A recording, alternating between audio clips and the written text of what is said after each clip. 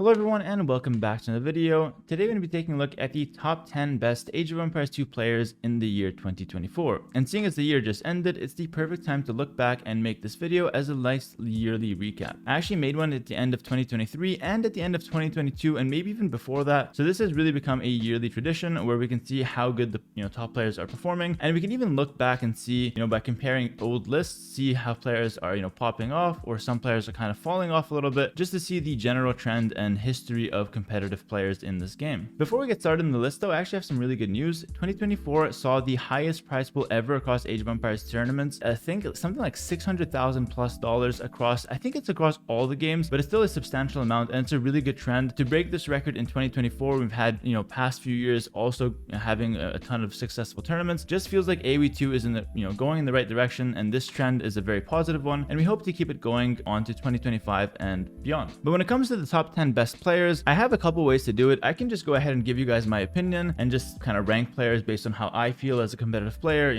how I rank them, how I've been, seeing them play, and how it feels to play against them. But I think that's very subjective and kind of hard to place, especially when it comes to ranking one player versus another. So I decided to go the more, stable route and actually compare their events and see how every player placed in the best tournaments. So for this list, I've taken the 8 most competitive tournaments of the year. I've completely cut out team game events just because this is an individual list, and it kind of feels off if I included team game events because there's a lot of different factors that's outside the individual's control when it comes to team games. So I just focused purely on 1v1 events, and I chose the 8 best and most competitive 1v1 events of the year. So that's basically all the S tiers and the 3 notable A tiers where I had all the best players, a substantial prize pool, and very competitive settings. So this is a very accurate list in my opinion, and there's some leeway. I'd say maybe like 90% this is factual and 10% is kind of me kind of having to place one over the other. But I'm gonna give you guys my reasoning as to where I placed the players, and you guys can judge for yourself. So the tournaments I'm going to be taking into account are the 3 notable A tiers, which is Thalassocracy Cup, Shenaxi Cup, otherwise known as Sax Cup, and Wandering Warriors Cup. And then the 5 S tiers that must be taken into consideration is NEC 5, Hidden Cup 5, Warlords 3, Red Bull Wololo El Reynado, and Noble Apartment Cup at the end of the year that actually just finished a couple weeks ago. I'm obviously going to be weighing the S tiers slightly higher than the A tiers, but the A tiers were very competitive events, so I definitely think they're worth entering into the conversation. All right, with all that said, let's go ahead and jump into the list.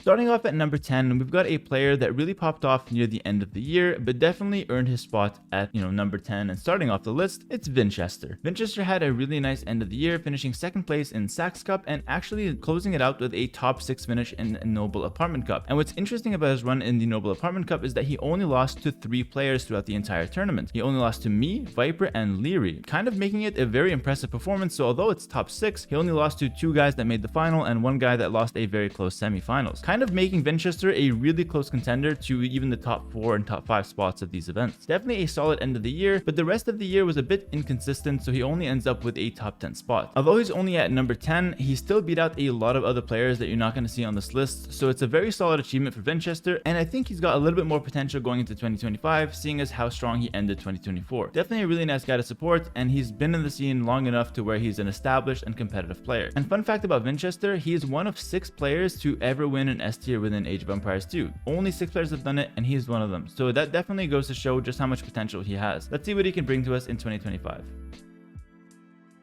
Moving on to number 9, we've got a player that's been dominating the scene for basically like 15-20 years plus, and to think he's still in the top 10 is absolutely insane. It's no secret at this point, number 9 goes to Doubt. Doubt had a very stable year. Most of his finishes were around top 8 to top 16, putting him at a comfortable like either top 10 or just out of it. But in my opinion, what really set himself apart from the rest is his 9th place NEC finish and also his 2nd place Thalassocracy Cup, as well as his top 8 in Hidden Cup, kind of making it so he's doing really well when he has to. Doubts is a very consistent player, and he's always in the conversation. He uses his experience to pull ahead of his opponents, and like I said, 20 years later still competing in the top 10, definitely a very nice achievement, and it's kind of a solid accomplishment to be going this strong for this long. Well done to Doubt this year. He takes number 9.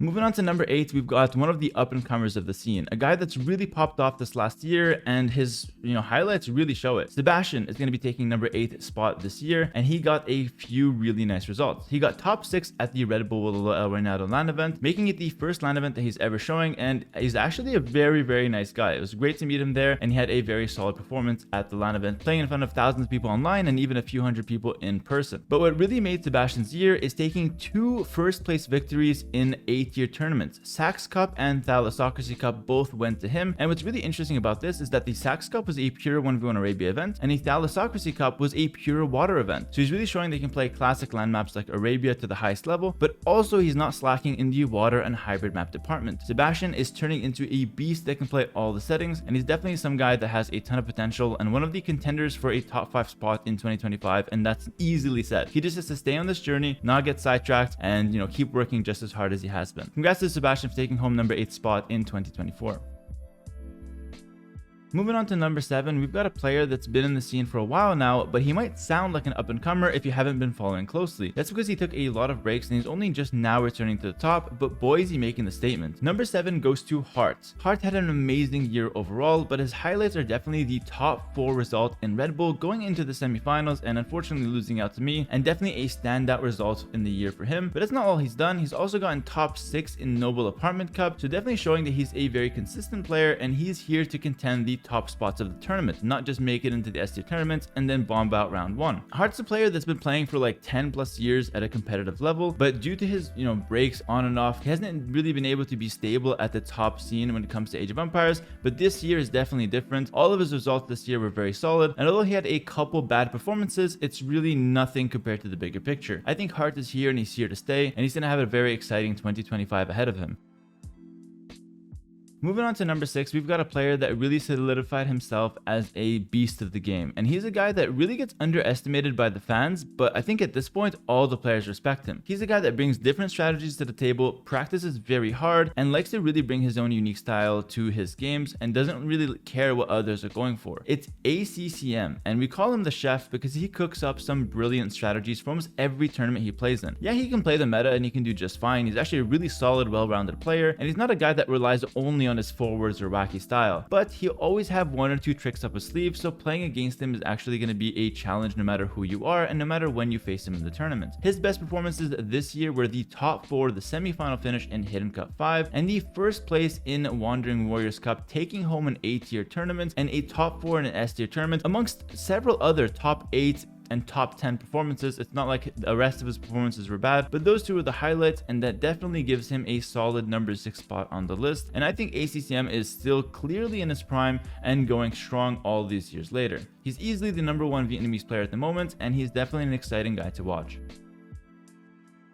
Moving on to number 5, we've got a player that you guys are all familiar with. It's Tato. Tato had a very solid year overall, but his best results are definitely in some S tier tournaments. He got top 6 in Red Bull Low LAN event, top 4 in Warlords 3, and top 4 in NAC 5. Multiple semifinal performances for him this year, and definitely continuing to build on his accolades in 2024. I really think that Tato had better years in the past because he did take home an S tier, Wololo LAN event in the past, but this is by no means a bad year for Tato. Very solid and very consistent performance from him over the last few years, and a very deserving number 5 spot. It was actually very close with number 4, but number 4 just barely edged out a little bit more than Tato did as far as performances higher up in tournaments.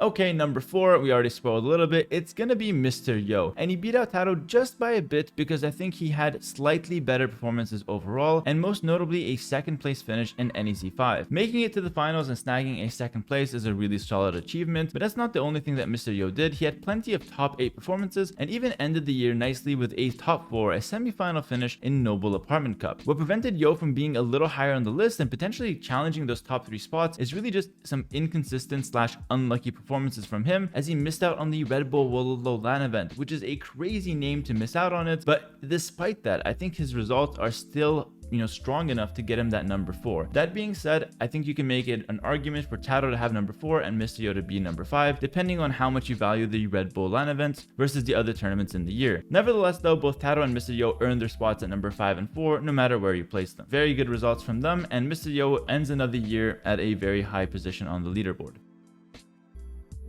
Moving on to number 3, we've got a player that's been here for a long time at the top 5 and even considered top 3 for multiple years now, and that's going to be Leary. Leary had a decent year overall and definitely some very nice highlights near the end of it. He got 2nd place in Hidden Cup 5 and 2nd place in Noble Apartment Cup, and honestly he could have easily been number 2 overall, but the number 2 player just had slightly more consistent results throughout the year as compared to Leary. Nothing much more needs to be said. Leary is just a fierce competitor and one of the best micro and economy players in the game right now. He's mostly known for his archers, but at this point he's a very well-rounded player and he can basically do it all. I think over the years he's really improved his closed map and hybrid map gameplay, and I'd say he might even be like a really good water map player as well, just judging from how many water maps he takes home versus top tier names in pro tournaments. I think at this point Leary's a very complete player and it's hard to even point to a weakness that he has. He's really cleaned up his game over the years and he's a guy that's always challenging the top spots and can very easily win any tournament that he plays in. Keep an eye for Leary. He's still young, he's still in good shape, and he's still challenging those top positions. One of the best players of the game at the moment, definitely deserved his spot at number 3, and it could easily get higher from here.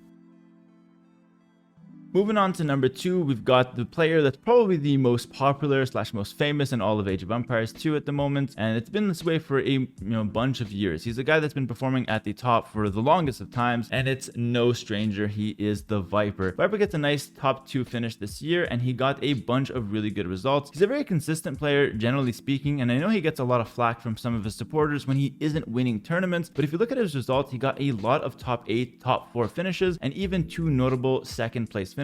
That's Red Bull Wololo El Reinado and a 2nd place at Warlords 3 as well. The Viper got a higher spot than Leary just because his results seem a little bit more consistent, but it's the kind of thing like with Mr. Yo and Taro at 4 and 5, you can kind of interchange Viper and Leary, and for me personally, I consider Leary to be slightly harder opponent when matched against me, but honestly, you're really splitting hairs when it comes to Viper and Leary, and I think Viper definitely earned the number 2 spot when it comes to the consistency of his performances across S and A tier tournaments. For some reason this year, Viper dropped out of a couple A tier tournaments a little earlier than usual, and it's very strange because that same thing happened to me as well, so I guess this was just not the year of 8 tier tournaments for me or him, but I mean he still did decent in a couple others, so it's not like he's like he can't compete in 8 tier tournaments, only S tier, but it's definitely an interesting statistic to take a look at. That being said, easily number 2 on the list, maybe some comparison there with number 3, but nonetheless well-deserved spot for him and a solid finish for 2024. And moving on to 2025, a lot of people are kind of speculating as to whether Viper still got it in him and whatnot, but for me personally, and this is just a personal opinion at this point, I think he's definitely still got it. He's got all that experience. He's still easily one of the best micro and mechanic player, definitely has the best quick walls, can basically do it all, plays all the maps, plays all the settings, and definitely still feels like he's got that drive in him and that motivation to keep performing and keep competing. So I wouldn't be surprised if Viper returns to the number 1 spot and snags out some tournament wins in 2024. He's a fierce competitor and not one to underestimate at all.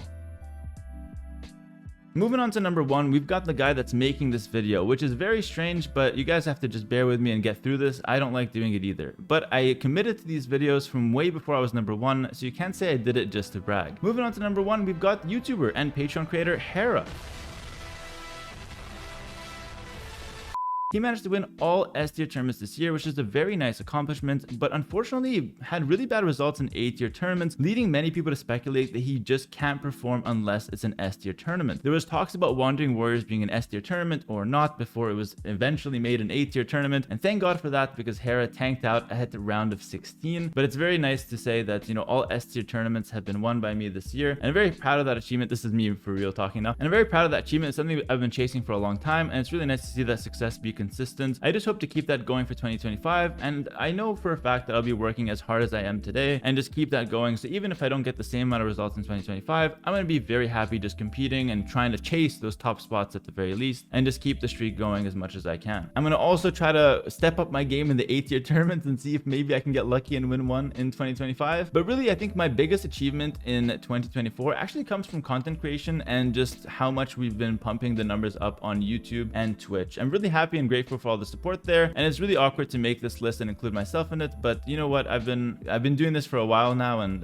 might as well get some few real words out there and a few jokes as well to keep it entertaining. But yeah, that's going to be the top 10 list, and now you can compare it with the top 10 list of 2023, which I don't have in front of me, so I can't give any commentary here, but you can see how it's changed over this year and see how different it's been, who's been popping off, who's been kind of slacking a little bit, and we can see just where the players are moving into 2025. My predictions for the next year is we're going to have a bunch of solid tournaments. Again, I think that's just going to stay consistent from now into the foreseeable future, with a mix of a few LAN events that, some have already been announced, some are, in the works. And I think that we'll see a very similar year compared to 2024 as far as pro tournaments. And I really think that it's up in the air with this top 10 list. Everyone has got the potential to step up from this list and actually win these tournaments. It's just going to come down to a little bit of hard work and, pushing through, getting the right strategies and having things fall into place. But there's also a lot of players that are not on this list that can easily challenge the top 10 spots in 2025. At the moment, it's probably the most exciting time in Age of Empires 2 esports, because it's not just these top 10 players that are in the competition. There's about another like 20 to 30 that are easily right up there with them competing. And then there's after that like another 50 or so that are definitely in the conversation, or at least, honing their skills and preparing to challenge the top 10 or top 16 spots. Thank you so much for watching. Make sure to like, comment, and subscribe. Check me out on Patreon if you guys want extended guides and, you want to hit the #1 best player in the world. That's the way to do it. If you want to hit, a place on this list, you got to go on the Patreon, check out the guides, and then also catch me live on Twitch. Link in the descriptions below. Thank you so much for supporting me on either platform or on all platforms. I really appreciate it and I'm very grateful for it. And I hope you guys had a good year, and we'll see you guys in the next video.